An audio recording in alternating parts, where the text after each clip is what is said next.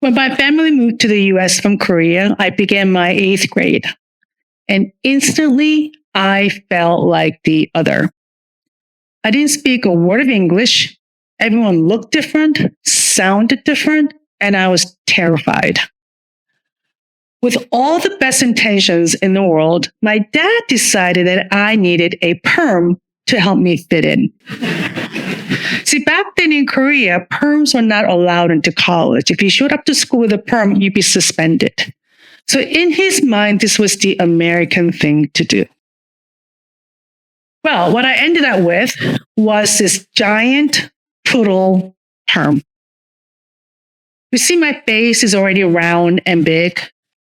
This perm raised that roundness to a whole new level.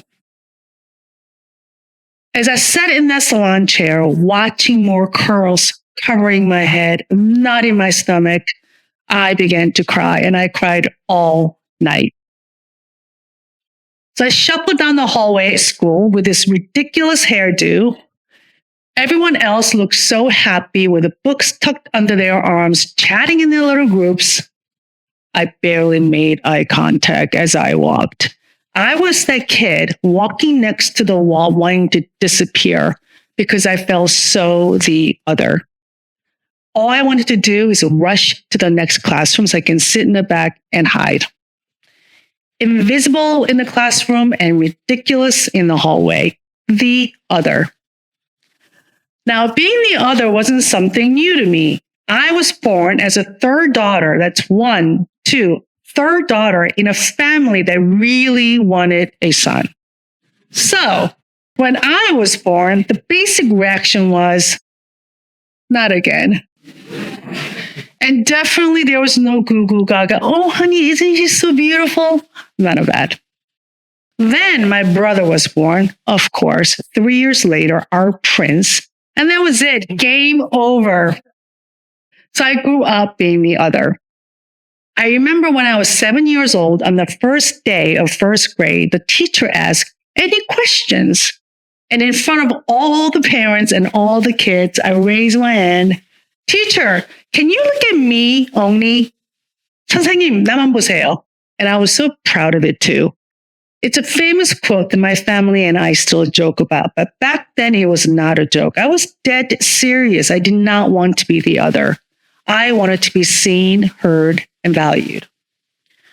So fast forward to the 8th grade in the US, I am still the other wanting to hide. Then one day I hear this music in the hallway and I followed into a small practice room. And I saw this Asian girl sitting at the piano and she was playing this piece by composer Chopin. I knew that song because my sister played it before. The teacher was giving her this huge compliment. She looked so proud, so seen, big smile. I was so awed by the whole scene, I even forgot about my perm. And then something clicked right there and then. I will learn to play the piano. You see, very early on, my mom decided that my sister was the piano prodigy. Okay, fine, she was. But still, she got the piano lessons. She got the late nights with my mom, yelling at her until she nailed every single note. Like, what about me? I want to sit on that piano bench crying while my mom's yelling at me about the piano. At least she'd be paying attention to me. So I went home that day, pulled out my sister's piano book, and I stared at the notes. There were all these black circles, strange symbols, and I began practicing. I began decoding the notes one bar at a time. What would have taken a student with a teacher weeks to learn, it took me months to learn by myself. Months later, I entered a piano competition playing the same piece, and I won. And you know what my mom did? She finally got me those piano lessons. It felt so good to be seen, heard, and valued for something I really earned. And I realized something subtle but powerful, which is that I managed to move my mom without saying a word. And over the years, I will use the same quiet power to manage up and lead at work. It turns out that there's a unique way that I do this, and it goes back to three powerful Korean words. The first word is called nunchi. Nun means eye, chi means measurement. It's that quiet art of reading the room. Not only what you see and hear, but also what you don't see and hear. In Korea, we use it to size people up. When someone says, she has no nunchi, that means she's no good. She has no common sense and does not pick up social cues. But if you hear, wow, her nunchi is really fast, that is a warning in the best way. That means she is sharp and she sees everything. I use nunchi at work all the time. Once I was working on this major project that's been dragging on for years, and this new leader came to take over. And one of her first things was to conduct workshops, and she shares her vision and plan with me.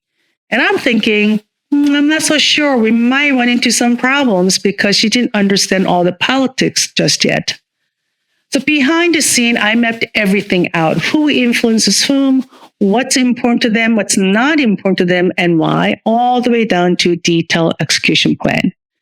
Her workshops were successful. She looked great, and her success became my success. Why? Because I had nunchi, the Korean art of reading the room. See, I spent my entire life being the other. And when you grow up watching for cues and navigating how to belong, you learn to read what others miss. Months later, she asked me to lead a business unit and build a team of my own. So if nunchi is about reading the room, the second word is jung, and jung is about staying in the room long enough to build trust. When you have jung, it's game over. It's that emotional glue that ties people together over time. Here's the beauty of it. You can even develop jung with people you don't like. It's the long game of managing up. Once I began a new job and immediately I got a new manager. So I'm having our one-on-one and my blood is boiling. Every question he asked me just rubbed me the wrong way. And I walked out thinking, this is going to be a hot mess. How am I going to get along with this guy? One of my first assignments was to write this document for the product that I was managing. I spent countless hours working on it, late nights, weekends, while my husband took care of our one-year-old. Not because my manager asked me to, but because doing just enough never sat well with me. I cared about going above and beyond. I will always remember that email that I got from him when I sent him the work. He said, "This is great. I applaud your effort." And that word applaud stuck with me. Another manager might have just said thanks, but it was clear that he understood and appreciated what going above and beyond meant. So I connected the dots. He cared about excellence, and so did I.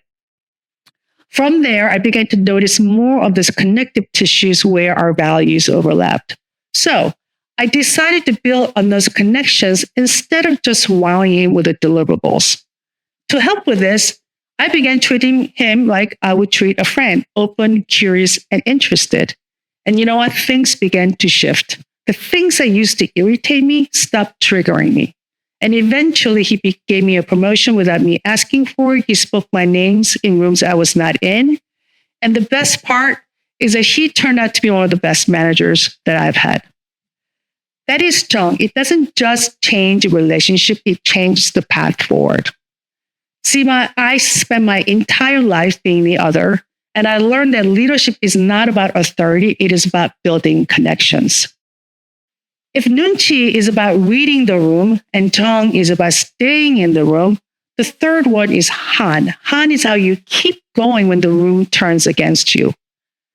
Every Korean carries a little bit of han. You would hear Korean will say, I have han up to my throat, or 나 한을 못 풀었어. I have not untied my han yet. Han collectively becomes something very powerful. It's the shared struggle that turns into shared strength. It's the power of we, not I. I brought the power of Han during one of the toughest projects that I led. Halfway through the project, we hit a major wall. The way the data was flowing between two different systems just wasn't going to cut it, and our business would not be able to do our critical work. So I pulled everyone in the room, business analysts, engineers, executives, leads, and we'll follow our days of intense meetings because months of our work were on the line. We went into a detective mode. We analyzed every single data, every single business step. We identified what was missing and why. And together we came out with a new solution and we built something from scratch. On the day they were supposed to go live with a new system and give our approval, I began the meeting by blasting Under Pressure by Queen because I thought it was a perfect soundtrack to our comeback.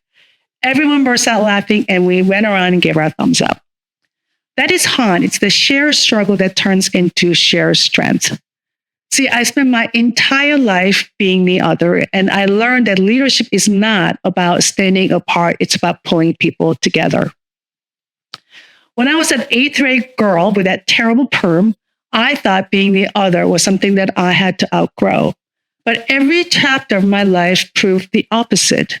And research from the World Economic Forum in 2019 shows that organizations with above average diversity scores generate nearly twice the revenue from innovation compared to those below average. So here's my invitation to you. The next time you feel like the other, one whose accent, background, or hairstyle may not fit in, don't shrink. Study the room, build connection, and hold space. Because the very thing that makes you different might just be your fastest nunchi, deepest jung, and strongest han. And when you use that difference to lift others, you don't just belong in the room, you change the room. Thank you.